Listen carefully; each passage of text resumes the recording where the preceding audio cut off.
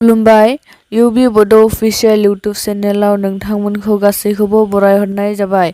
दा नोंथांमोननो आं माखासे इम्परटेन्ट निउज आपडेट होनो सानदों। स' नोंथांमोना भिडिअखौ जोबजासिम नायलांब्लानो जाबाय।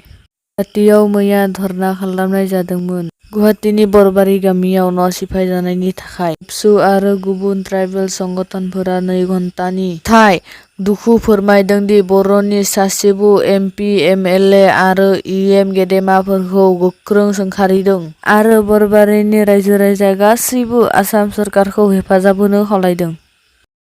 आसामाव दैबानाजों आसामनि थागिबिफोरा गोबां दुखु खस्थ' जानो गोनां जादों। आसामनि गं 129 गामिया दैबानाजों साग्लोबजानो गोनां जादों। बे दैबानाजों दिनैसिम सा 10 सुबुङा जिउ गारनो एबा खोमानो गोनां जाबाय।